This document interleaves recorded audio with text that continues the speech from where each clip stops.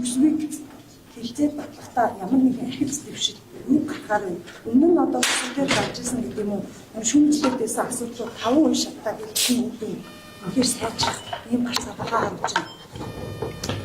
За энэ жилийн төсвийн онцлог нь бол иргэдээр хилцүүлээд салын авснаар онцлог байна тийм. Тэгээ хоёрдугаар тав байж байгаа нөгөө хуулийн нийцэл байна уу үгүй байна уу гэдэг ийм шинэ шат гараад ирсэн.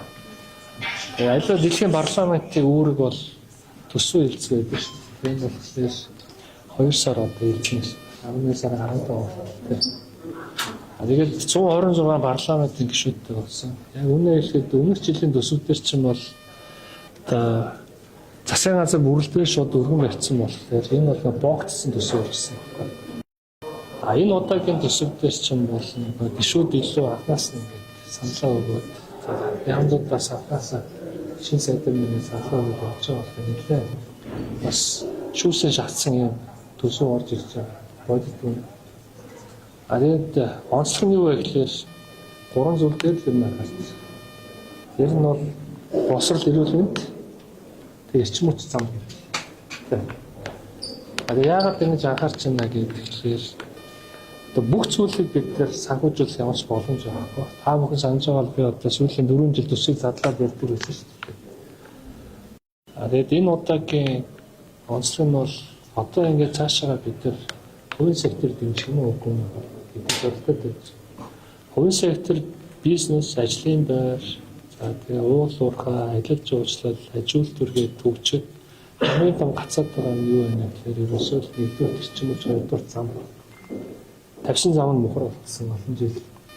Эрчим хүч нь болохоор санхүүжилт авахгүй гацсан. А тэгвэл энэ удаагийн онцлог тохиолдол эрчим хүчин дээр маш их анхаарал тавьж байгаа. 3.9 их 80 төгрөгийн ийм эрчим хүчний хөрөнгө оруулалт 2026 онд хийгнэ гэж. Үүнээс 370 тэрбум төгрөг нь усын төсвөөс гэж. Тэгэхээр үлдсэн нь хаанаас авах вэ гэхээр эртөө хувийн сектор гэсэн үг шүү дээ. Одоо та бүгд анхаараа маш олоноос асуугаад байдیں۔ Эрчим хүчний реформын үр дүн юу байсан бэ? Үнэсгөөл ингээд огцсон юм шүү гэж шүүмжлээд байдیں шүү дээ. Хажуул одоо үр дүнийг авахгүй бид нар 40 жилийн хугацаанд цахилгаан станц барьж чадаагүй. Төсвөн мөнгө авахгүй. Гаднаас мөнгө босгох гэхээр бид нар нүүрсний станц санхүүжүүлэхгүй гэл энэ гацсан шүү. Хувийн сектор нь орё гэхээр алдагдaltaй. Зардлаа нөхөж чадахгүй. Ийм л байдлаар бид нар сүүлийн 30-40 жил явж ирсэн шүү. Тэгвэл одоо анх удаага та нар үр дүнийг хараа. Үр дүнд нь хувийн сектор хөрөнгө оруулалтууд орж ирж байгаа. Эрчим хүчний салбар. Ингээд бидний яриад байгаа 2028 он гэхэд Монгол бас эрчим хүчний бие даасан юм ус байна гэдэг нь бол тодорхой. Энэ ажил руу орж байгаа. Аж ахуйн байгууллагуудын дотоодын болон гадаадын сонирхол маш их бий болчихсон шүү эрчим хүчний салбарт. За энэ бол маш сайн мэдээ. Бид нар валют гадагшаад зараад эрчим хүч авдаг, эсвэл тоггүй байдаг. Энэ байдлыг бид нар энийг 2-3 жилдээ багтаагаад эцэлнэ гэдэг. Тэгээд цаашаага экспортлно гэдэг ажил маань бодтой явж байгаа шүү дээ. Хоёрдугаарт нь болохоор босрол эрүүл мэндийн салбарт бол байгаагүй хэмжээний бас хөрөнгө оруулалтыг хийя гэж явж байгаа. Тэгээд босрлын салбар бол маш эмзэг байгаа. Маш олон багш нар бол цалингаа өсөхийг хүсэж байгаа. Тэр өсөх ёстой явна. Тэгээд сайн багштай байхгүй бол бидний өөр хүчин босрол яах вүлээ.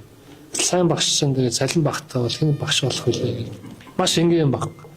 Гэтэл нөгөө талд чинь нөгөө хүн амын өсөлт өндөрөөр яваад идэв. Дахиад нөгөө хөдөө орон нутагт болохоор сум дээр болохоор хоосон сургуулиуд бас байгаад идэв. 100 хүүхэдтэй сумын төвдөр чинь нөгөө 240 хүүхэдтэй сургууль барьчаад энэ бодтой шүү дээ. Гэтэл Улаанбаатар хотод болохоор 3 үйлчээр ингээд хичээлээд байдаг 60-70 хүүхэдтэй байдаг. Энд чинь дахиад нөгөө системийн бидний нөгөө 30-40 жилийн одоо үүсгэсэн системийг өөрчлөхгүй бол зовлон нь хэвэр байна. Гэтэл өнөөдөр нөгөө Наранбаяр сайд руу дайрал ашиглаад энэ үнэлгээ болгоцсон. Бид нар систем өөрчлөх ёстой. Тэгээд багшийн цалин өсөхийн тулд бид нар мөнгө хэмнэх ёстой шүү нэг хэсгээс нь. Байшингаар тэгвэл хаана барих юм бэ? Мөн үү? Хүн ам төлөрсөн газар барих юм уу? Эсвэл цөөхөн газар барих юм уу? Замаа бид нар хүн ам төлөрсөн газар эсвэл нөгөө бизнесийн худлааныхаа зам руу оруулах юм уу? Аль эсвэл ингээд сундууд руу ингээд явуулаад байх юм уу гэдэг нь ирэмбэн дээр бол засгийн газар сайн ажилласан. Тэгээд ийм болохоор Энэ удаагийн зам бол шинээр бол нэг орон нутаг руу ямар ч хэлсэн илүү экспортыг дэмжсэн, худалдааг дэмжсэн, бүс нутаг руу чиглэсэн ийм зам явж байгаа юм шүү. За энийг бас дурчмаар байгаа. Харин босрлын салбарын төсвийн хувьд бол гадны зээл тусламжаар барилга байшингийн асуудлыг шийдэе. Байгаа нөөцийн хэмжээнд ядаж багш нарын цалинг хэмжлэгийн ирээр ингээд өсгөө цаашаа явъя гэдэг юм л байна. Одоо ихтэй парламент дээр бол эрхэн байгаа. Засгийн газар бол ямар ч байсан шүүсийн шахаад боогод ирсэн. Эрүүл мэндийн салбар дээр ч гэсэн асар их одоо хөрөнгөний дутагдал байгаа. Яг л бид чинь хөгжиж байгаа. Тэгээ төрөлт аяг өндөртэй. Ийм улсын хувьд бол яалч авахгүй, ийм зардал гарахаас аргагүй. Гэтэл нөгөө талд чинь нэг орлогчийн өөрөө хязгаартай. Эсвэл зарлага өсгөөд зээл аваад өрөө авах нэг хөлбөр. Эсвэл ингээд бүсээр шангалж хагаад энийг бол хамгийн өөр ашигтай салбар руу оруулах гэдэг ийм л хөлбраар бид нар явж байгаа. Засгийн газар дээр хилцэж чад за бүгдээрээ бүсээр шангалъя. Тэгээд эрүүл мэнд босрол тэгээд эрчим хүч дээр л анхаарал тавья л гэсэн үг. 3.9 их 80-ийн өсвөчний хөрөнгө оруулалт хийж байгаа. Яг хаана ямар төслүүдэд хөрөнгө оруулалт хийх юм бол цусанд урдвар одоо жишээ нь хамгийн ойрын одоо Бутамбаг хийх газар хаана байна. За төвийн бус дээр одоо эхний ээлжинд тухайлбал энэ сэргэт эрчим хүчин дээр бид нар хөрөнгө оруулалт хувийн сектор оруулъя гэдэг 400 мегаваттыг энэ дахин сэлэнгийн бүсэд за тэгээ баруун үр хангаан тийшээгээд дээрээс нь чойр дормховын тэнд байхаар ингэ төлөвлөлөөд ажил бол явж байгаа. За нэмээд эрчим хүчний нөгөө экспортын том төслүүд бол одоо яг зургууд нь хийгдсэн. Хэрэгчлээс ажил руу орох. Тэр бол говь зүүн тийшээгээд дормховын чиглэлээр бол томоохон хэмжээний бүтээн байгуулалтууд явах нэ. Маргааш одоо яг хөрөнгө оруулагч нар бас ирж уулзах гэж болбол тийм. Тэгээ баруун тишгээ бол мэдээж нарны их өсөр маш ихтэй байдаг. Говь ахтан шиг бас төслүүдүүд хийгдэж болов. Төсвийн орлогоо одоо тухайлбал бид их зэрэг болтойгоор тооцож чадсан байна. Энэ жил 85 сая тонн нүүрс гаргаж чадах хэсэг асуудал бол эргэлзээд байгаа. Гэтэл 90 сая тонн нүүрс одоо тухайлбал батулна гэдэг ингээд тооцож оруулж ирсэн. Төсвийн орлогыг бас л нөгөө хий хоосон өөрөдөж оруулж ирэх гэдэг ийм шүүмжил бас байгаа байх шүү дээ. Таны хувьд одоо энэ юу гэж байна? Ер нь бол зүгээр бид нар төсвийн төлөвлөлт хийхдээ бодиттой төлөвлөх хэрэгтэй. Гэхдээ нөгөө талдаа бас ингээд орлогоо хит өндөр юм уу? Эсвэл хит ингээд баг төлөвлөж болохгүй.